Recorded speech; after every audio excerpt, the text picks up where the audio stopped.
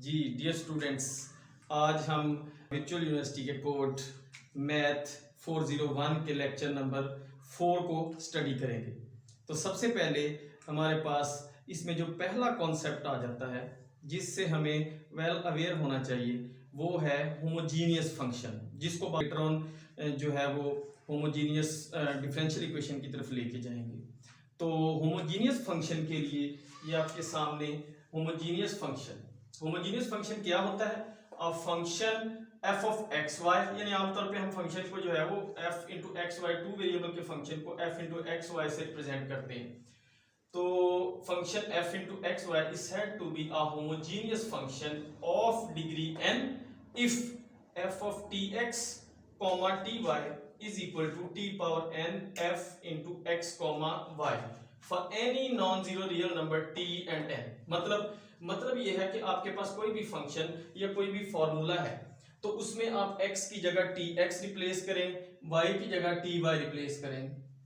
तो अगर after simplification t raise to some power, जिसका नाम हमने m रखा है, वो कॉमन लेने के बाद दोबारा ओरिजिनल फंक्शन आपके पास रिट्रीव हो जाए, दोबारा ओरिजिनल फंक्शन आ जाए साथ, यानी ये फॉर्म बन जाए f of tx ty is equal to t power n f of x y for any real number t and n, यानी t और n कोई भी रियल नंबर हो चाहे, तो ऐसे फंक्शन को हम कहेंगे होमोजीनियस। इस हम एग्जांपल की मदद से इसको जो है वो कॉन्सेप्ट को समझने की कोशिश करते हैं। लेट्स से हमारे पास एक फंक्शन है f into x y is equal to square root x y. अब हमने देखना आया कि ये होमोजीनियस है या नहीं, तो हम क्या करेंगे? हम सबसे पहले इसमें tx की जगह tx और y की जगह ty रिप्लेस करेंगे। तो राइट हैंड साइड पे जहां x है वहां हमने tx लगा दिया, जहां y है वहां हमने ty लगा दिया, और ये आपके पास आ गया f ऑफ tx ty। अब t और t मल्टीप्लाई होकर t स्क्वायर हो गया और x into y as it is. t square जो है, जो कि ये t का स्क्वायर है, तो ये अंडर रूट से बाहर आ जाएगा, इसका स्क्वायर कैंसिल आउट हो जाएगा स्क्वायर रूट के साथ, तो ये आ गया t square root x y. तो आपके पास आ गया f of tx comma ty is equal to, ये t है यानी उसको just to understand t power 1, और ये दोबारा वही original function f into x y आ गया। तो अब चूंकि t रेज टू पावर 1 बाहर आके दोबारा फंक्शन रिट्रीव हुआ है, तो ये होमोजीनियस फंक्शन भी है और ये होमोजीनियस फंक्शन है डिग्री 1 का। उसके बाद इसी तरह से ये अगर आप फंक्शन लेते हैं, इसमें भी x को और y को tx ty से रिप्लेस करेंगे, तो आप देखेंगे कि यहां से भी t raise to power 8 common आएगा और ये फिर आपके पास दोबारा वही फंक्शन भी आएगा साथ, तो ये भी आपके पास जो है वो होमोजीनियस फंक्शन होगा डिग्री 8 का। इसी तरह से आगे चलें, अगर ये आप फंक्शन लेंगे तो ये होमोजीनियस नहीं होगा। क्यों? अभी देखते हैं। f ऑफ tx ty अगर आप रिप्लेस करते हैं x और y की जगह, तो आप देखिए यहाँ tx ty आ गया, प्लस इसकी जगह tx का स्क्वायर ty का स्क्वायर, यहां से t into t square x y plus ये t स्क्वायर एक्स स्क्वायर हो गया multiply t square y square. अब अगले स्टेप में ये एज इट इज आ गया और ये t square into t square t power 4 और ये x स्क्वायर वाई स्क्वायर। आप यहां से इन दोनों में से ज्यादा आप t स्क्वायर कॉमन ले सकते हैं, तो अगर आप उसको कॉमन लेते हैं तो अंदर आपके पास बच गया x y plus t square x square y square, जो कि t स्क्वायर कॉमन लेने के बाद फंक्शन ओरिजिनल हमारे पास रिट्रीव नहीं होता। जब आपके पास form is equal to t raise to some power into f of x y नहीं बनी, तो इसका मतलब है ये होमोजीनियस फंक्शन नहीं है। अब हमारे जैसा कि नोट्स में मौजूद है एग्जांपल 1, जिसमें हमें कहा गया है कि determine whether the following functions are homogeneous, check करना है कि ये होमोजीनियस हैं या नहीं। तो फर्स्ट एग्जांपल के तौर पे हमने लिखा है f of x y is equal to x y और x square plus y square. Check करने के लिए पहला जो हमारे पास जो चेक है, जो टेस्ट है हमारे पास, वो है कि हम x की जगह tx, y की जगह ty लगाएं, तो tx इंटू ty, और नीचे भी इसी तरह से x की जगह tx आ गया, y की जगह ty आ गया।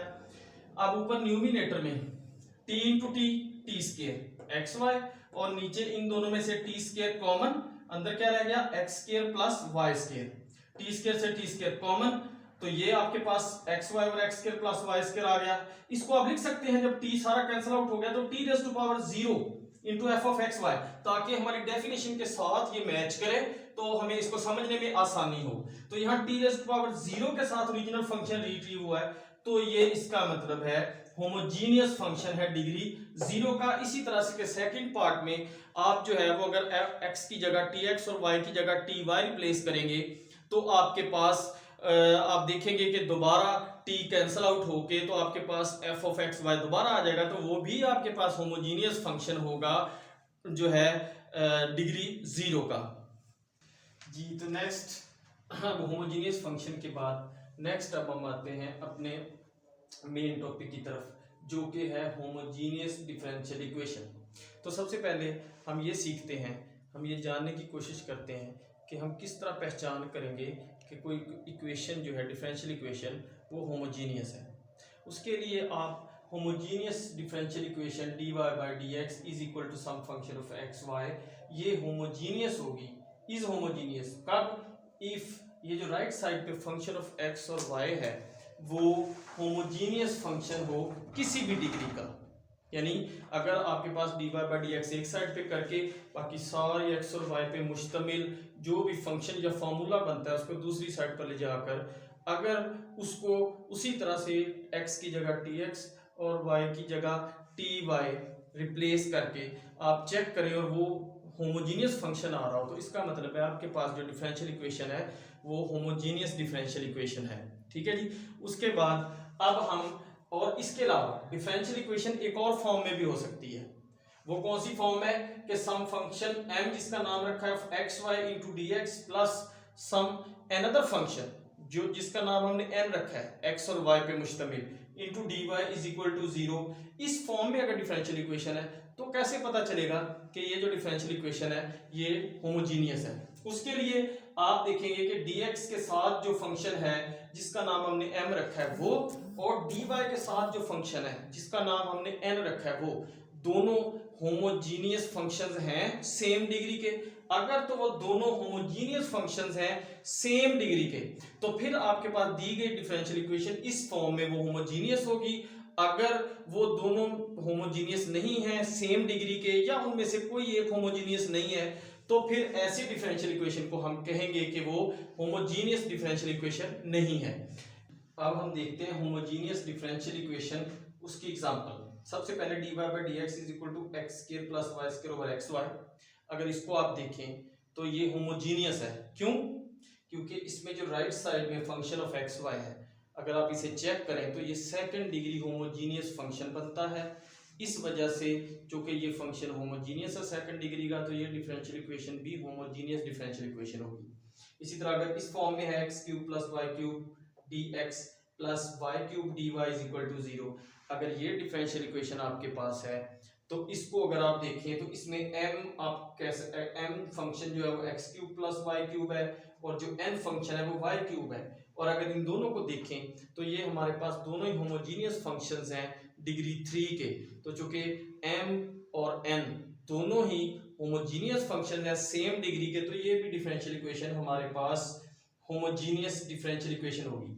जी तो डियर स्टूडेंट्स नेक्स्ट बढ़ते हैं अब हम सॉल्यूशन की तरफ, यानी होमोजीनियस डिफरेंशियल इक्वेशन को हमने सॉल्व कैसे करना है। तो उसके लिए अगर हम सादा सा एल्गोरिदम लिखने की कोशिश करें तो हमें किन स्टेप्स को फॉलो करना पड़ेगा एक होमोजीनियस डिफरेंशियल इक्वेशन को।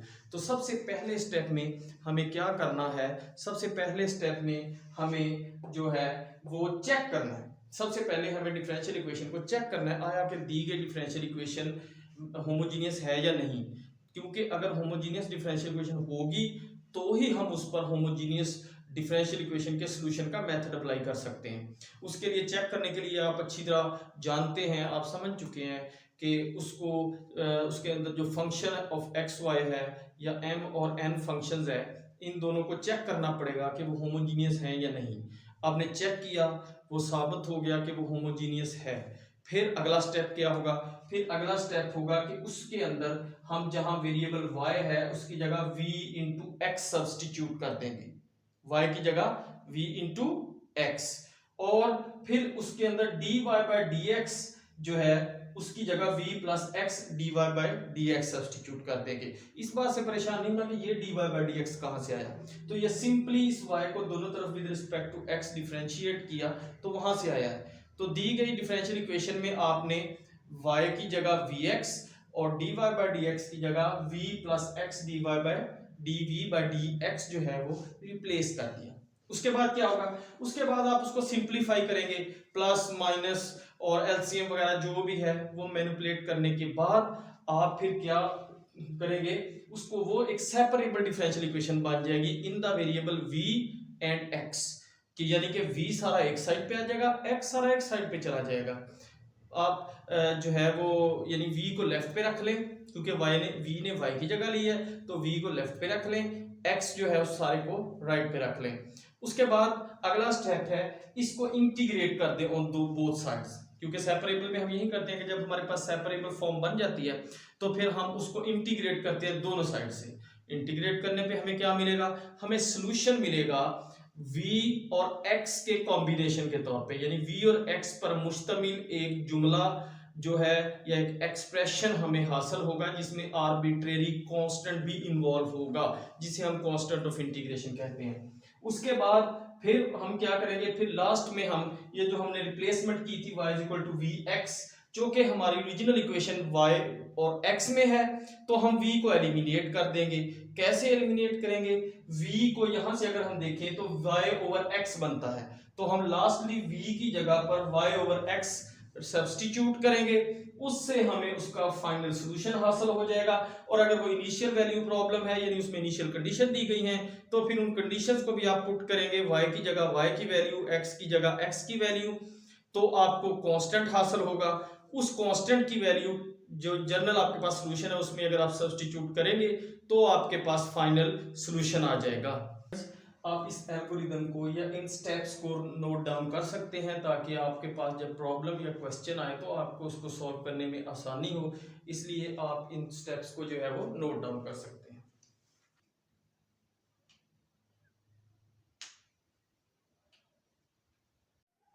जी तो डियर स्टूडेंट्स, उम्मीद है कि आपने होमोजीनियस डिफरेंशियल इक्वेशन जो है इसको सॉल्व करना अच्छे तरीके से सीख लिया है, इसका मेथड आपने क्लियर कर लिया है, क्योंकि आगे जो हम नेक्स्ट पढ़ने जा रहे हैं वो भी बेसिकली लिंक है उसी के साथ जो हमने पढ़ लिया है, तो इसलिए उसको अच्छे तरीके से आपने लर्न कर लिया होगा।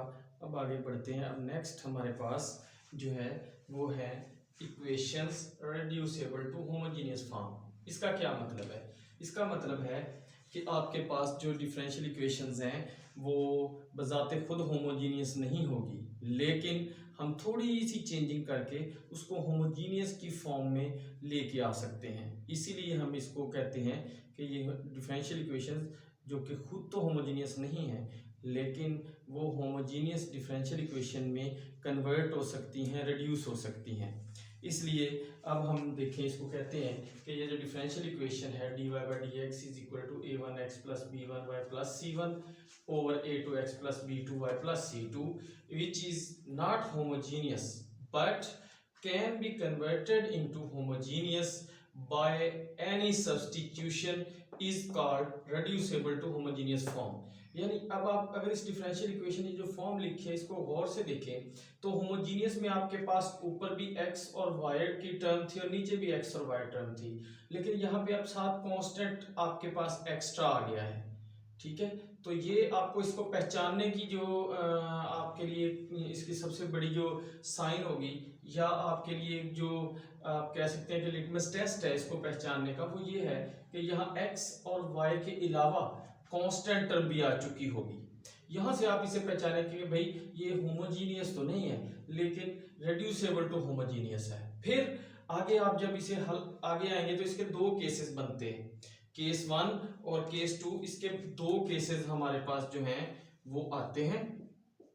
इसके फर्स्ट केस में ये है कि हम ये रेशो चेक करते हैं कि ऊपर जो न्यूमिनेटर में आपके पास मौजूद एक्सप्रेशन है उसमें x का जो कोफिशिएंट है जिसका नाम हमने a1 रखा है, y का जो कोफिशिएंट है अददी सार है उसका नाम हमने b1 रखा है, उन और नीचे x का जो डिनोमिनेटर में मौजूद एक्सप्रेशन में x का कोफिशिएंट है वो a2 है और y का कोफिशिएंट जो है वो b2 है। तो हम a1/a2 रेशो यानी ऊपर और नीचे मौजूद x के जो अददी सार हैं उनके जो कोफिशिएंट्स हैं उनके साथ जो नंबर x और y के ऊपर नीचे लगा हुआ है उसकी रेशो निकालते हैं, और इसी तरह ऊपर और नीचे y के साथ जो नंबर लगा हुआ है उसकी रेशो निकालते हैं। तो केस 1 हमने नाम रखा है जब वो रेशियोज बराबर हैं, केस 2 है कि वो रेशियोज बराबर नहीं है। मिसाल के तौर पर ये देखिए, ये डिफरेंशियल इक्वेशन दी हुई है, यहाँ ऊपर x का कोफिशिएंट 2 है तो a1 की वैल्यू 2 हो जाएगी, नीचे x का कोफिशिएंट 2 है तो a2 की वैल्यू 2 हो जाएगी। तो ये a1 ओवर a2 रेशियो का आंसर हमारे पास आ गया 1। इसी तरह से ऊपर y का जो कोफिशिएंट है वो हमारे पास 3 है, उसके साथ नंबर जो लगा है वो 3 है तो वो बतौर b1 होगा हमारे पास। और डिनोमिनेटर में अगर आप आते हैं तो यहाँ y का जो कोफिशिएंट है वो 3 है, ठीक है, तो b2 जो है वो हमारे पास 3 होगा। तो यहाँ b1 ओवर b2 की जो हमारे पास रेशियो बनेगी वो भी 1 बनेगी।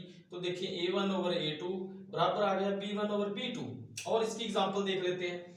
ये जैसे आपके पास dy बाई dx ये वाली डिफरेंशियल इक्वेशन आपको दी हुई है 5x plus 10y plus 6 over 10x plus 20y plus 3।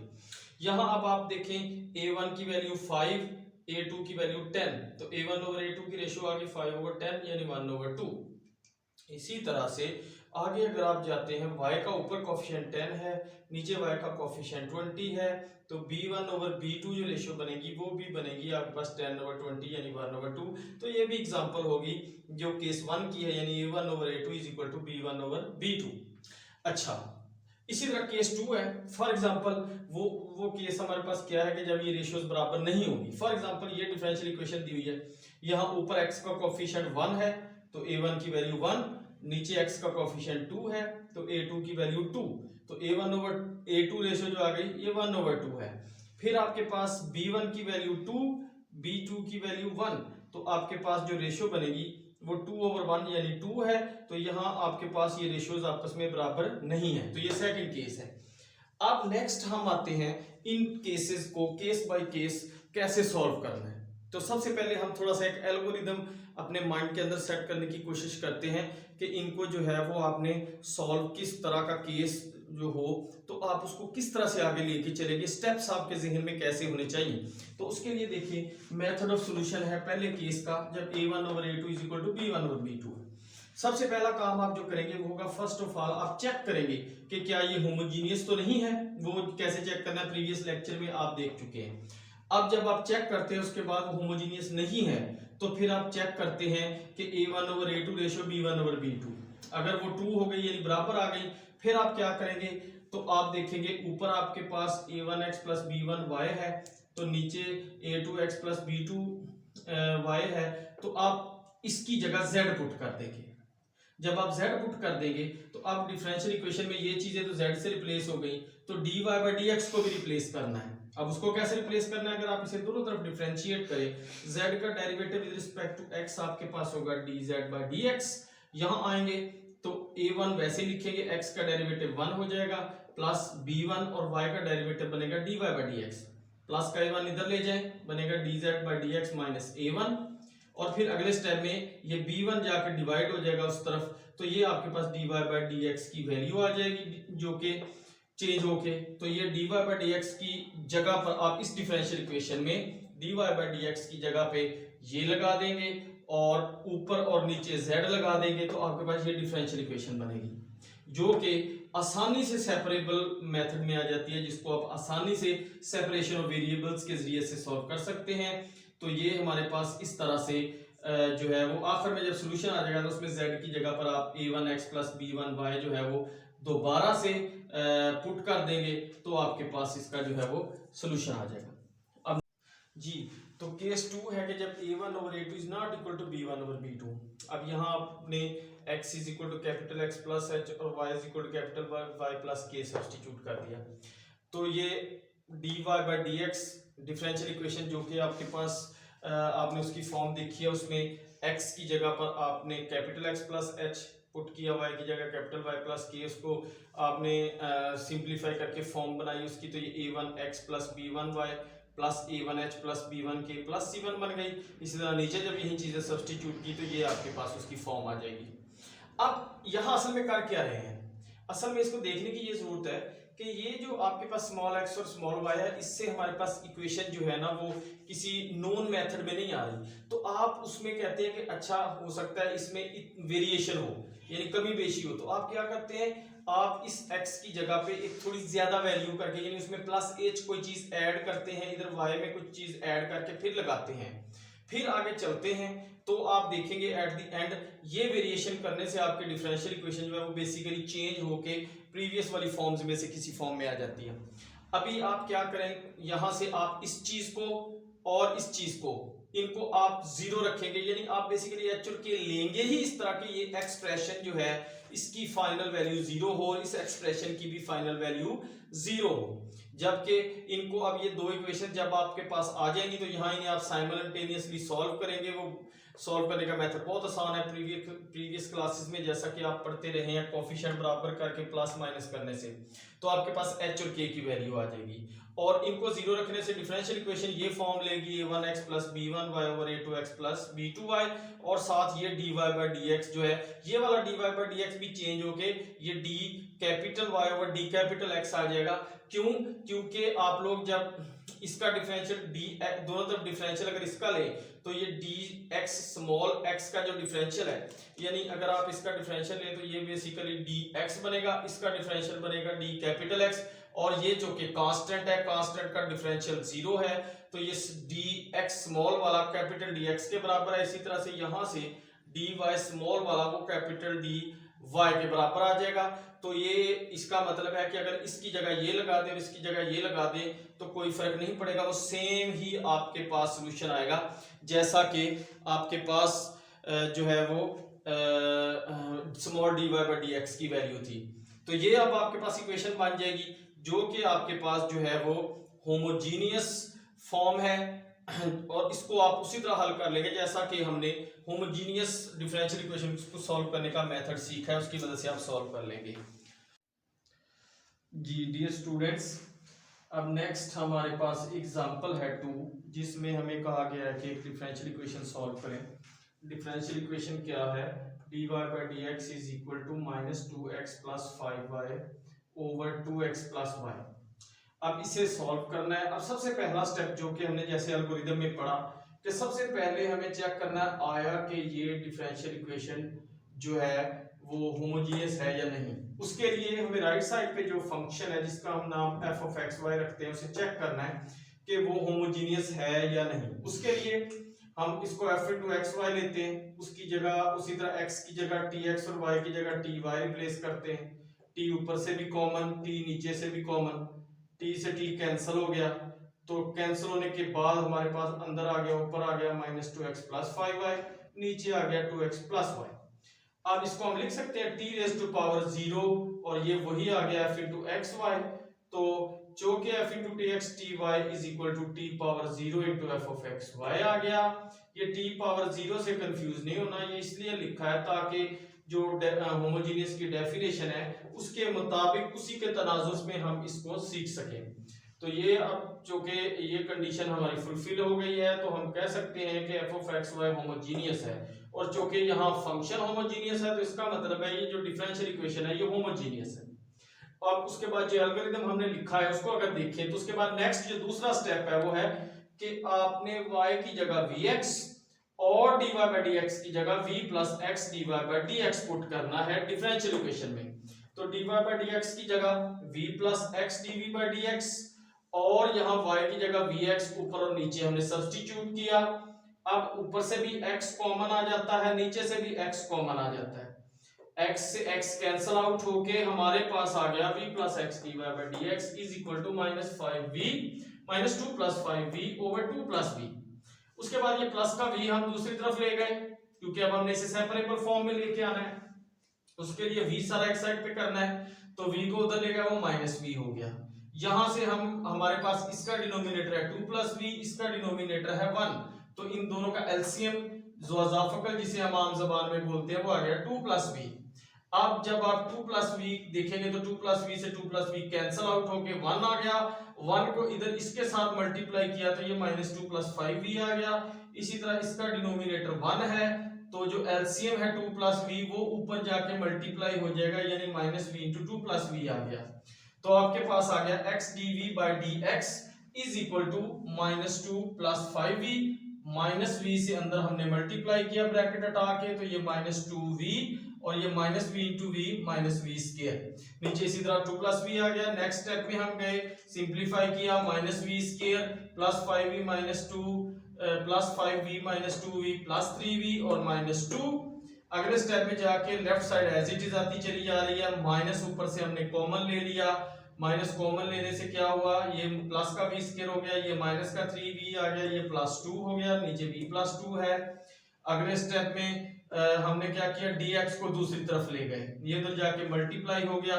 उससे वेरी नेक्स्ट स्टेप में अब v वाली सारी जो आपके पास एक्सप्रेशन है ये वाला उठा के माइनस उधर ही रहने दिया। इससे क्या होगा, हमारे पास आगे सोल्यूशन जो है वो उसको करना इजी हो जाएगा। तो ये v वाला एक्सप्रेशन नीचे आ गया सारा, और इधर से x उधर चला गया, वो नीचे चला गया डिनोमिनेटर में। अब अगले स्टेप में इसको नीचे से ऊपर लेके आए तो इसका उलट यानी इसका रेसिप्रोकल हो जाएगा। जब इसे ऊपर लेके आएंगे कि रियाजी का असूल है कि जब कोई आपके पास डिनोमिनेटर में पूरी फ्रैक्शन यानी आपके पास कसर हो तो जब आप उसे ऊपर लेके आते हैं तो वो बिल्कुल रेसिप्रोकल हो जाती है, यानी जो नीचे रकम मौजूद है वो ऊपर आ जाएगी और ऊपर वाली नीचे आ जाएगी। dv is equal to minus dx over x। अब अगर आप डियर स्टूडेंट्स देखें तो हम सेपरेबल फॉर्म तक पहुंच चुके हैं, यानी हमारे एल्गोरिथम का स्टेप 2 जो है वो हमने अचीव कर लिया। अब इसके बाद नेक्स्ट हम क्या करेंगे, नेक्स्ट तीसरा स्टेप है यानी सेपरेबल, जैसे हम सॉल्व करते हैं कि दोनों तरफ इंटीग्रेट करेंगे। अब राइट साइड का तो इंटीग्रल सिंपल है, लेकिन लेफ्ट साइड को अगर आप देखें तो ये नीचे डिनोमिनेटर में क्वाड्रेटिक फैक्टर है, डिग्री 2 का फैक्टर है। अब डिग्री 2 के फैक्टर को हम मजीद फैक्टराइज कर सकते हैं, उसकी तजज़ी कर सकते हैं।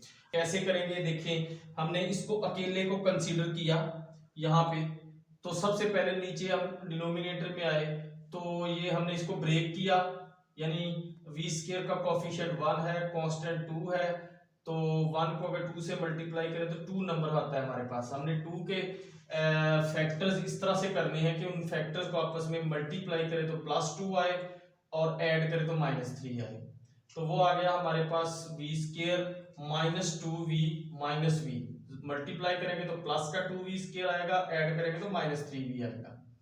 अब अगले स्टेप में इन दोनों में से v कॉमन, इन दोनों में से -1 कॉमन, उससे अगले स्टेप में गए तो v माइनस 2 कॉमन दोनों में से और v माइनस 1, तो ये हमारे पास फैक्टराइजेशन हो गई। आगे पार्शियल फ्रैक्शंस, जैसा कि आपने 9th में भी पढ़ रखा है, फर्स्ट ईयर में भी आपने चैप्टर 5 में स्टडी किया हुआ है। ये जस्ट वेरी सिंपल है, अगर आप इसको मजीद डिटेल में कॉन्सेप्ट को सीखना चाहें तो आप फर्स्ट ईयर की जो मैथ की किताब है टेक्स्ट बुक, उसमें 5.1 एक्सरसाइज को या उसकी एग्जांपल्स को देखेंगे तो आप और अच्छे तरीके से प्रैक्टिस कर सकेंगे। तो यहाँ मैंने कोशिश की है कि इसको सिंप्लीफाइड फॉर्म में ले जाके आपको बताया जाए, ताकि बिगिनर्स जो हैं या जिनके गैप है स्टडी में उनके लिए भी इजी हो जाए, वो भी इसको इजीली अंडरस्टैंड कर सकें जी। तो इसको हमने क्या किया, उसी तरह से पहला फैक्टर है y v माइनस 2, तो उसके ऊपर कांस्टेंट a लिख लिया, प्लस दूसरे के ऊपर b लिख लिया। उसके बाद एलसीएम जो के बनता है v minus 2 into v minus 1, दोनों तरफ उससे मल्टीप्लाई कर दिया। आप देखेंगे ये टोटली कैंसिल हो गया, v प्लस 2 रह गया, इधर v माइनस 2 वाला फैक्टर कैंसिल हो गया, a के साथ v माइनस 1 आ गया, plus b into v minus 2 आ गया, क्योंकि v माइनस 1 उधर से कैंसिल हो गया।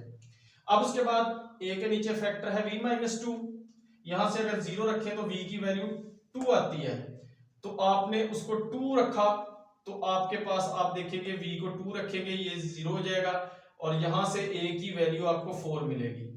फिर उसके बाद आप इसको देखें v माइनस 1 है, इसको 0 रखें तो v इज इक्वल टू 1 मिला, आपने v is equal to 1 put किया इसी के अंदर, तो ये वाला हिस्सा 0 हो गया और ये रह गया, इसमें v को 1 और इसमें रखा तो आपके पास b की जो वैल्यू है वो -3 आ गई। अब इस a और b की वैल्यू को इसी इक्वेशन में जाके आप ये जो आपके पास पार्शियल फ्रैक्शन जहां से आपने स्टार्ट किया उसमें a की जगह 4 रखें, b की जगह -3 रखें, तो ये वाला जो फैक्टर आपके पास यहाँ इंटीग्रेशन में मौजूद था ये सिंप्लीफाई होने के बाद इस शेप में आ जाएगा। अब आप दोनों तरफ इस फैक्टर को, ये इसकी जो वैल्यू ये आ गई है, इसे उठा के यहाँ रखेंगे तो ये वाली इंटीग्रेशन इस फॉर्म में आपके पास आ जाएगी। अब उसके बाद इंटीग्रेशन साइन दोनों पे अलग-अलग आपने अप्लाई किया, कांस्टेंट बाहर आ गया, यहाँ भी कांस्टेंट बाहर आ गया और ये एज इट इज लिखा।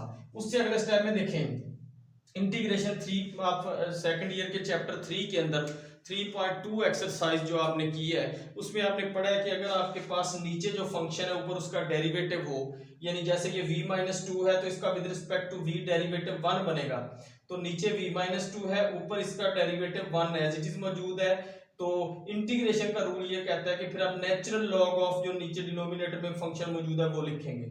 बिल्कुल इसी तरह से यहाँ भी v-1 है, नीचे इसका डेरिवेटिव 1 है जो कि ऊपर मौजूद है, तो यहाँ भी आप नेचुरल लॉग ऑफ v-1 लिखेंगे। और ये 1/x वैसे ही डेरिवेटिव है नेचुरल लॉग का, तो ये ln x आ गया।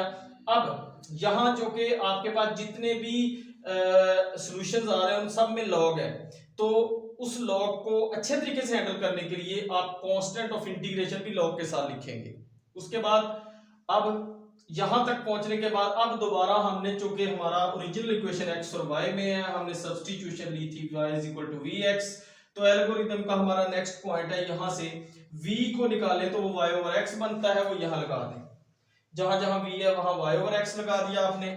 अभी इसका एलसीएम ले, यहां x एलसीएम आएगा, x से x कैंसिल हो गया, y आ गया, इसके नीचे 1 है तो x 2 से मल्टीप्लाई हुआ -2x हो गया। इसी तरह -3 ln, यहां भी आप जाके एलसीएम उसी तरह से लेंगे तो ये एलसीएम x आएगा, आपके पास रह गया y - x। तो उससे आगे अगले स्टेप में जब आप जाएंगे तो लॉग की प्रॉपर्टी यूज करेंगे। लॉग की प्रॉपर्टी क्या कहती है? अगर आप देखें तो लॉग की प्रॉपर्टी होती है कि अगर फ्रैक्शन का लॉग लिखना है और उसको स्प्लिट करना है तो वो कैसे आएगा? लॉग ऑफ न्यूमिनेटर, यानी जो रकम ऊपर मौजूद है उसका लॉग, ये जो डिवाइड का साइन है, बटे की अलामत है, ये माइनस में चेंज हो जाएगी, माइनस लॉग ऑफ डिनोमिनेटर। तो लॉग की प्रॉपर्टी की मदद से लिखा, इसी तरह इधर भी लॉग की प्रॉपर्टी की मदद से लिखा, और right side as it is. उससे अगले स्टेप में जब आप जाएंगे तो अब आपके पास क्या होगा?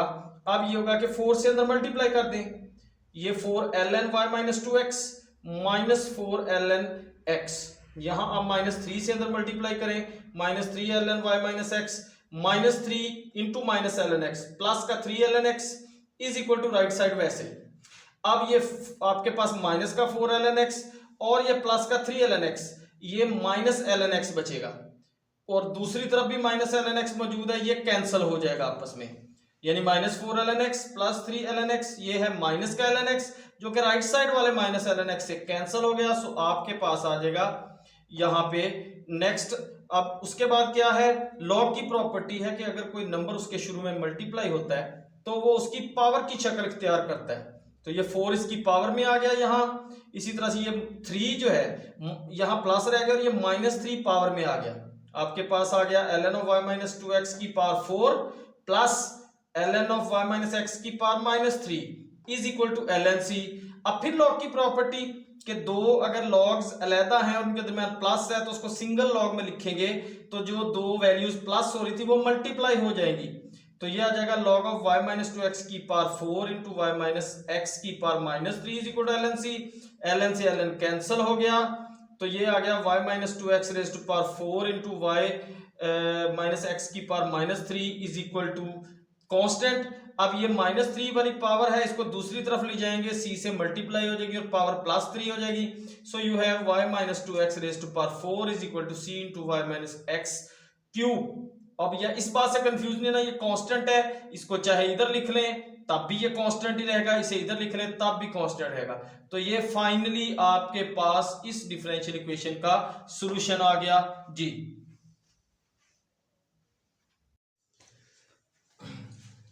तो स्टूडेंट्स अब आगे हम एग्जांपल सॉल्व करते हैं। एग्जांपल 3 देखिए, उसमें सॉल्व है करनी है आपने जो डिफरेंशियल इक्वेशन वो है dy/dx is equal to minus times 2x + 3y - 1 over 2x + 3y + 2। सबसे पहले इसे अगर हम देखें तो ये होमोजीनियस नहीं है। फर्स्ट ऑफ ऑल इसे अगर चेक करें, वो कैसे चेक करते हैं हम उसको देख चुके हैं लास्टली। वैसे भी जब इसमें कांस्टेंट ऐड हो गया ऊपर नीचे तो ये होमोजीनियस नहीं होगी।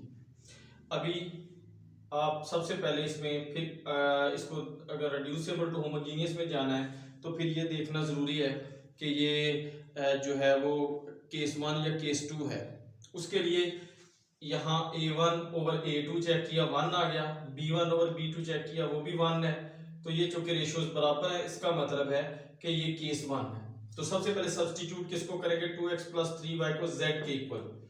इसी तरह से फिर आप इसका दोनों तरफ डेरिवेटिव लें, तो यहाँ x का डेरिवेटिव 1 हो गया तो आपके पास आ गया 2 + 3 y का डेरिवेटिव आ गया dy/dx is equal to dz/dx। यहां से हमें जो कि dy by d x calculate करना है in terms of dz by dx।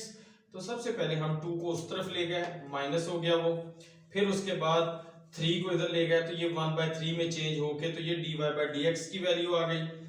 इसको, इस वैल्यू को और ये z की वैल्यू को यहाँ जाके पुट किया, dy बाई dx की जगह dy बाई dx की वैल्यू आ गई इज इक्वल टू माइनस, इसकी जगह z आ गया तो z minus 1 over z plus 2।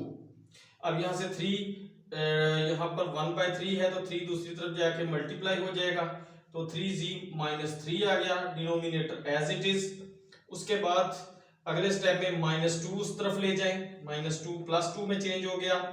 फिर आपने इन दोनों का एलसीएम लिया z प्लस 2, यहाँ z प्लस 2 से z प्लस 2 कैंसल, तो आपके पास आ गया माइनस इंटू 3z माइनस 3। फिर इसका डिनोमिनेटर 1 है तो एलसीएम जो है वो ऊपर जाके मल्टीप्लाई होगा तो ये आ गया 2 इंटू z प्लस 2। अगले स्टेप में जब हम गए तो हमने ये ब्रैकेट हटा के माइनस से अंदर मल्टीप्लाई कर दिया, ये हो गया -3z प्लस 3 और प्लस ये ब्रैकेट हटा के 2 से मल्टीप्लाई किया, ये हो गया 2z plus 4 over z plus 2। तो ये सिंप्लीफाई करें, -3z plus 2z minus z के इक्वल, 3 प्लस 4 जो है वो 7 के इक्वल, नीचे as it is z plus 2। तो ये सेपरेबल इक्वेशन हो गई z और x वेरिएबल में। तो उसके लिए सेपरेट करना है तो ये z वाली सारी रकम उठाई हमने, ये लेफ्ट साइड पे आ गया dz over minus z plus 7 over z plus 2 और ये dx उस तरफ चला गया। फिर अब इसे ऊपर लेके आएंगे, अब ऊपर हम जब लेके आएंगे तो ये इसका रेसिप्रोकल ऊपर आएगा, यानी z plus 2 over minus z plus 7 into dz is equal to dx। अब ये सेपरेबल हो गई, z एक साइड पे x एक साइड पे, तो हम इसको इंटीग्रेट कर देंगे दोनों साइड्स पर कि ये जो डिनोमिनेटर की डिग्री और न्यूमिनेटर की डिग्री बराबर आ गई है। इस सूरत में हम फ्रैक्शन को कहते हैं इम्प्रॉपर। इम्प्रॉपर फ्रैक्शन को जब तक प्रॉपर में कन्वर्ट ना करें आप उसको इंटीग्रेट नहीं कर सकते। अब आप क्या करेंगे, फिर आपको डिवाइड करना पड़ेगा, यानी z प्लस 2 आपने रखा इसको इधर और माइनस z प्लस 7 से डिवाइड किया तो ये आपके पास फॉर्म आ गई। अब इस फॉर्म के बाद इसको लिखेंगे आप कैसे कि जो आपके पास क्वोशंट है, आंसर है, वो लिख के प्लस की अलामत, फिर उसके बाद जो रिमाइंडर है ओवर जिससे डिवाइड किया ये लिख के उसके बाद राइट साइड वैसे ही आ गई। अब इंटीग्रेशन साइन आपने इन दोनों पे अलग-अलग अप्लाई किया, माइनस साइन बाहर आ गई, 9 भी कांस्टेंट है बाहर आ गया और ये फॉर्म आ गई। इसके बाद आपके पास ये यहाँ से आपने क्या किया, इससे माइनस कॉमन ले लिया। जब आपने इससे माइनस कॉमन ले लिया तो ये प्लस z हो गया और ये -7 हो गया। माइनस जो है वो यहाँ से यहाँ शिफ्ट कर दी। उसके बाद आपने इंटीग्रेशन की तो ये 1 की integration with respect to dz z आ गई। और ये आपके पास देखिए लास्टली भी हमने डिस्कस किया है कि नीचे जब आपके पास एक फंक्शन है ऊपर उसका डेरिवेटिव है तो वो नेचुरल लॉग की फॉर्म लेता है। Natural log of z-7 is equal to यहाँ 1 की इंटीग्रेशन x आ गई प्लस कांस्टेंट ऑफ इंटीग्रेशन। अब जब सॉल्व होगी आपके पास डिफरेंशियल इक्वेशन तो फौरन से z की वही वैल्यू जो आपने पहले ली थी उसको दोबारा रिप्लेस कर दिया 2x प्लस 3y यहाँ भी और यहाँ भी, और साथ यहाँ लॉग की प्रॉपर्टी कि जो नंबर शुरू में अगर मल्टीप्लाई हो रहा है तो वो उसकी पावर में आ जाएगा, यानी प्लस की अलामत यहाँ छोड़ दी और ये -9 यहाँ पावर में आ गया। उसके बाद हमने इन दोनों को दूसरी तरफ शिफ्ट कर दिया तो हमारे पास ये वाली फॉर्म आ गई। अब सिंप्लीफाई किया 2x plus x 3x plus 3y plus c। उसके बाद अब ये लॉग जो है इसको दूसरी तरफ ले गए, लॉग जो कि नेचुरल लॉग e1 होता है, इसका मतलब है लॉग और e एक दूसरे का रेसिप्रोकल है। अगर लॉग को दूसरी तरफ लेके जाएंगे तो वो e की फॉर्म लेगा, यानी e raise to power 3x plus 3y plus c। ये नई चीज है, इसको गौर से आप समझ लें। वो एक्चुअली होता ये है कि आपके पास नेचुरल लॉग ऑफ e जो है 1 है तो ये लॉग और e एक दूसरे का रेसिप्रोकल है, एक दूसरे का जो है वो मल्टीप्लिकेटिव इनवर्स है। तो जब आप लॉग को दूसरी तरफ लेके जाएंगे तो वो e की फॉर्म लेगा, e जो है वो e यानी दूसरी तरफ जाके e बेस में आ जाएगी और जो पहले से रकम मौजूद है वो उसकी पावर में आ जाएगी। उसके बाद आपने क्या किया कि आपने दो हिस्सों में ब्रेक कर लिया, e raise to power 3x plus 3y into a raise to power c। ये भी आपने मैथ का कानून यूज किया है लॉ ऑफ एक्सपोनेंट्स कि आपने इसको लैदा पावर जो है ना वो लैदा कर लिया। ई पावर सी अगेन एक कांस्टेंट ही होगा, उसका नाम हमने सी ही रखा है। तो अब आपके पास ये जो है ये फाइनल सॉल्यूशन इसका आपके पास आ गया जी। डियर स्टूडेंट्स, नेक्स्ट एग्जांपल 4 देखिए। dy by dx is equal to x plus 2y minus 4 over 2x plus y minus 5। अब यहाँ पर क्या है कि a1 ओवर a2 आपने कैलकुलेट किया, वो हो गया 1 ओवर 2, और b1 ओवर b2 आपने कैलकुलेट किया तो वो 2 ओवर 1 यानी 2 है। तो इसका मतलब है ये दोनों रेशियोज बराबर नहीं हैं। तो ये सेकंड केस का क्वेश्चन है। जैसा कि हमने मेथड में डिस्कस किया कि आप स्मॉल x को कैपिटल x प्लस h और स्मॉल y को कैपिटल y प्लस k से रिप्लेस करेंगे, और d small y over d small x को d capital y over d capital x से रिप्लेस करेंगे। तो यहाँ हमने ये दोनों वैल्यूज सब्स्टिट्यूट कर दी। अब यहाँ पर x की जगह आ गया x plus h plus 2 into y की जगह ये वैल्यू आ गई, तो 2 से मल्टीप्लाई करके आप यहाँ तक पहुँच गए। फिर आपने इसी तरह से नीचे 2 इंटू एक्स की वैल्यू, तो वो आ गया 2x plus 2h plus y की value y plus k minus 5। यहाँ से आपने x और y को पहले लिख लिया और h k और ये बाकी वैल्यू बाद में लिख ली, नीचे भी यही कुछ किया। फिर उसके बाद अब यहाँ ये समझने वाला नुक्ता है कि ये basically h plus 2k minus 4 और 2h plus k minus 5 is equal to 0 रखेंगे। क्यों? असल ये क्वेश्चन है कि क्यों। बेसिकली ये जो कि h और k आर्बिट्रेरी हैं, तो ये आर्बिट्रेरी होने की वजह से हम अपनी मर्जी से चूज करते हैं। तो हम इनको अपनी मर्जी से चूज ही इस तरह करते हैं कि ये जो एक्सप्रेशन है इसका आंसर 0 बन जाए। तो इनकी जगह, इसकी जगह और इसकी जगह अगर 0 रखेंगे तो आपके पास डिफरेंशियल इक्वेशन की ये फॉर्म बन गई, और साथ ये दो इक्वेशंस आपको मिल गई। इनको हम सॉल्व करेंगे h के कोफिशिएंट्स बराबर करते हुए। ये जो इक्वेशन 2 जिसको हमने लेबल किया है, इसको हमने 2 से मल्टीप्लाई कर दिया, दूसरी नीचे वैसे ही लिखी, अलामतें चेंज की, ये कैंसिल हो गया, तो यहां से k की वैल्यू 1 आ गई। फिर आपने k की वैल्यू 1 उठाई और इस इक्वेशन 2 में k की जगह 1 लगाया, तो h आपके पास 2 आ गया। अब उसके बाद डिफरेंशियल इक्वेशन ये फॉर्म ले चुकी है, जो कि आप अगर देखें तो ये सिंपल होमोजीनियस फॉर्म है। फिर हम इसको होमोजीनियस को सॉल्व करने के लिए इस y की जगह v इंटू एक्स रिप्लेस करते हैं, तो dy बाय dx हमारे पास आ जाता है प्रोडक्ट रूल से v plus x into dv by dx। ये दोनों वैल्यूज हम इस डिफरेंशियल इक्वेशन में रिप्लेस करते हैं, तो ये आपके पास आ जाती है डिफरेंशियल इक्वेशन। यहां से आप x कॉमन ऊपर से भी लेंगे, नीचे से भी, तो कैंसिल आउट हो जाएगा, और साथ v दूसरी तरफ ले जाएंगे तो माइनस v हो जाएगा जी। तो यहां तक आप पहुंच गए। फिर अब आप क्या करेंगे, यहां से एलसीएम आ गया दोनों का, एलसीएम लेके तो आपके पास ये कैंसिल आउट हो गया, 1 प्लस 2v आ गया, इसके नीचे 1 है तो एलसीएम को मल्टीप्लाई ऊपर करेंगे तो minus v into 2 plus v। तो यहाँ फाइनली आप यहाँ तक पहुंचे, x into d v by d x is equal to 1 plus 2v, यहाँ माइनस v से अंदर मल्टीप्लाई किया तो आपके पास आ गया v, ये वाला एक्सप्रेशन। यहाँ से आपके पास 2v और प्लस 2v और माइनस 2v कैंसल आउट हो गए। स्टूडेंट्स ये यहाँ पे जो है ना लिखते हुए वो क्रॉस लिखा गया, ये v प्लस 2 ही है जी। तो उसके बाद आपके पास x dv by d x is equal to 1 minus v square और v प्लस 2 आ गया। ये जो है ये सेपरेबल है, सेपरेबल फॉर्म में हम ले आए हैं इसको। तो यहाँ से अब सेपरेट करने के लिए हम क्या करेंगे, dv को इधर ही रखेंगे और v पे मुश्तमिल सारा एक्सप्रेशन इधर लेके आएंगे, तो वो dv over 1 minus v square और v प्लस 2 हो गया। और इस तरफ हम जब लेके जाएंगे तो dx ऊपर आ जाएगा, x डिनोमिनेटर में आ जाएगा।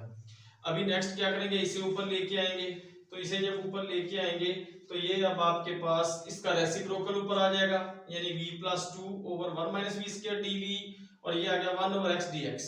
तो ये आ गया सेपरेबल फॉर्म।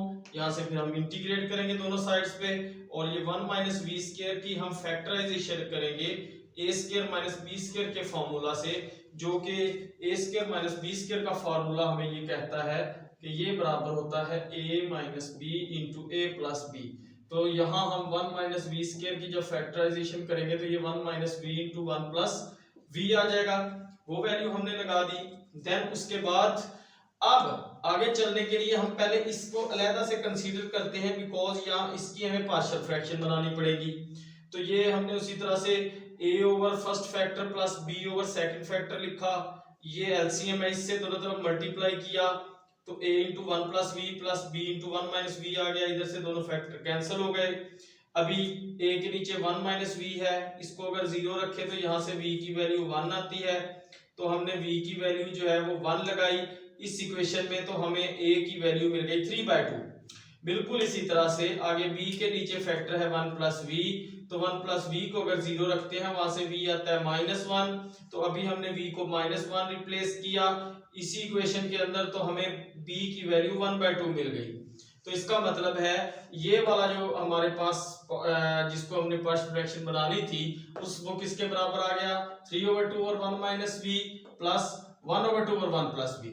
उसके बाद अब इस इंटीग्रेशन में अगर आएंगे हम तो यहाँ इसकी जगह अब हम क्या लगा देंगे, ये वाली वैल्यू लगा देंगे, तो ये हमारी जो इंटीग्रेशन है वो ये फॉर्म ले लेगी। अभी उसके बाद हमने क्या किया, इंटीग्रेशन साइन इस पे अलहदा अप्लाई किया, इस पे अलहदा, और साथ हमने ये वाला जो कांस्टेंट है इसे हम बाहर ले आए। अब ये जब बाहर ले आए तो ये है 3/2, लेकिन चूंकि इंटीग्रेशन के लिए इसका डेरिवेटिव बनता है -1 और हमें ऊपर बनाना है डेरिवेटिव, तो हमने किया क्या कि हमने इसे भी माइनस से मल्टीप्लाई कर दिया, इसे भी माइनस से कर दिया, क्योंकि minus into minus again plus होता है, बाकी एज इट इज लिखा। उसके बाद अब इंटीग्रेशन जब कर दी है तो ये नीचे फंक्शन ऊपर डेरिवेटिव, तो नेचुरल लॉग उस फंक्शन का जो नीचे मौजूद है बिल्कुल ये इसी तरह से इसकी इंटीग्रेशन और इसी तरह से ये आ गया, प्लस अब चूंकि तीनों के साथ लॉग मौजूद था तो हमने कांस्टेंट भी लॉग के साथ लिया। अब उसके बाद लॉग की प्रॉपर्टी यूज की कि ये जो पावर है, ये जो शुरू में नंबर मल्टीप्लाई हो रहा है ये पावर की फॉर्म लेगा, तो ये -3/2 इसकी पावर हो गई, इसी तरह ये 1/2 भी इसकी पावर फॉर्म में आ गया।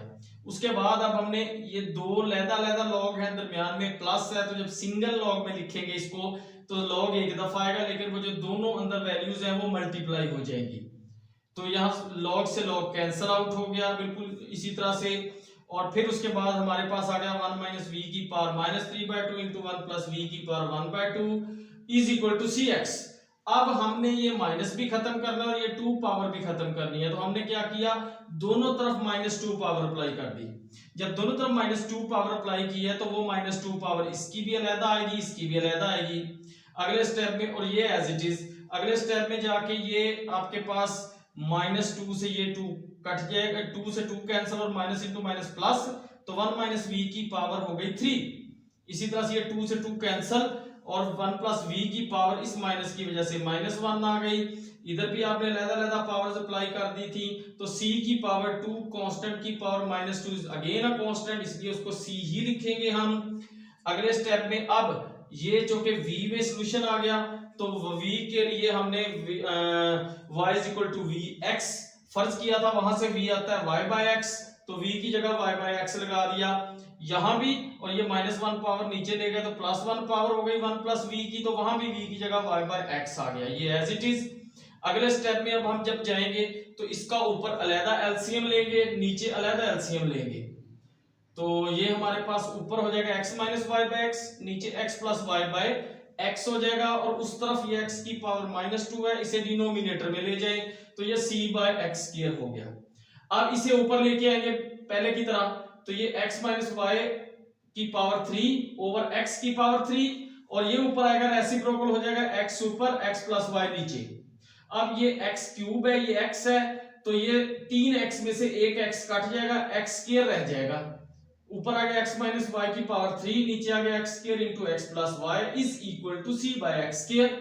अब यहाँ दोनों तरफ x² डिनोमिनेटर में मौजूद है, चाहे तो दोनों तरफ x² से मल्टीप्लाई कर दें, चाहे तो डायरेक्ट कैंसिल कर दें, तो आपके पास आ जाएगा x माइनस y की power 3 over x plus y is equal to constant. अब यहां से x प्लस y को उस तरफ ले जाएं, और अब आपके पास आपने फर्ज किया होता स्मॉल x जो है वो कैपिटल X प्लस h, तो इसका मतलब कैपिटल X आ जाएगा स्मॉल x माइनस h, इसी तरह से कैपिटल Y आएगा y माइनस k, और h की वैल्यू 2 और k की वैल्यू 1 आप फाइंड कर चुके हैं, अगर वो भी लगा दें तो आपके पास कैपिटल X आ गया स्मॉल x माइनस 2 और कैपिटल Y आ गया स्मॉल y माइनस 1, तो ये दोनों वैल्यूज यहाँ यहाँ यहाँ और यहाँ x और y की जगह रिप्लेस करें तो आपके पास आ जाएगा x minus y minus 1 cube is equal to c into x plus y minus 3। आप इसको इधर ले आए तो आपके पास ये फाइनल आंसर इस डिफरेंशियल इक्वेशन का आ जाएगा जी। तो डियर स्टूडेंट्स, ये आपने देखा कि हमने इस लेक्चर के दौरान सबसे पहले हमने देखा कि होमोजीनियस डिफरेंशियल इक्वेशन क्या होती है, होमोजीनियस डिफरेंशियल इक्वेशन की पहचान करनी सीखी, उसको हल करने का मेथड सीखा by assuming that y is equal to vx, फिर एंड में जाके v की value y by x replace कर दी। फिर उसके बाद हमने देखा कि अगर इक्वेशन होमोजीनियस नहीं है तो फिर रिड्यूसेबल टू होमोजीनियस हो सकती है। उसमें फिर हमने दो केसेस देखे, जिसमें एक में रेशियोज की वैल्यू बराबर थी, a1/a2 is equal to b1/b2, उसको हमने सॉल्व करना सीखा। किस तरह से सीखा कि हमने वहाँ पे a1x plus b1y is equal to z substitute करते हुए उसे सेपरेबल बना के उसे सॉल्व कर लिया, और बाद में आखिर पे फिर हमने जाके तो 2x प्लस वो जो a1x प्लस b1y उसकी जगह z रिप्लेस कर दिया। इसी तरह से हमने a1/a2 is not equal to b1/b2 की केस में भी एग्जांपल मेथड ऑफ सॉल्यूशन सीखा कि हम उस सूरत में जो है वो कैपिटल x और स्मॉल y जो है इसको कैपिटल x प्लस h और कैपिटल y प्लस k के बराबर अज्यूम करते हुए हमने सॉल्व करना सीखा, और बाद में h और k फाइंड किया, और एट द एंड हमने वापस वैल्यू रिप्लेस की जी। तो स्टूडेंट, ये अगर आपको लेक्चर अच्छा लगा, आपकी कॉन्सेप्ट जो है ना उस पर बेहतर इफेक्ट महसूस हुआ, तो आप मेरे चैनल को जो है वो सब्सक्राइब भी करें, लाइक भी करें, और कमेंट सेक्शन में जो है ना अपनी राय के मतलब भी आगाह करें, ताकि हम इसको फर्दर आगे कंटिन्यू कर सकें, और जो है ना हमें ये मालूम हो सके कि हमारे जो स्टूडेंट्स हैं उनको कितना फ़ायदा हो रहा है इससे, और हमें आया कि इस चीज़ को उनके बेनिफिट के लिए आगे बढ़ाना चाहिए। तो आप अपनी राय से ज़रूर आगाह कीजिएगा, और जो है ना कमेंट सेक्शन में मेरा व्हाट्सएप नंबर भी मौजूद है। आपको किसी भी किस्म की मज़ीद हेल्प दरकार हो तो आप उसके लिए भी जो है वो उस व्हाट्सएप नंबर के थ्रू रब्ता कर सकते हैं जी। थैंक यू, और मिलेंगे नेक्स्ट इंशाल्लाह लेक्चर में। इसी टॉपिक को आगे कंटिन्यू करते हुए इसकी एग्जांपल्स को फर्दर सॉल्व करने की कोशिश करेंगे। Thank you.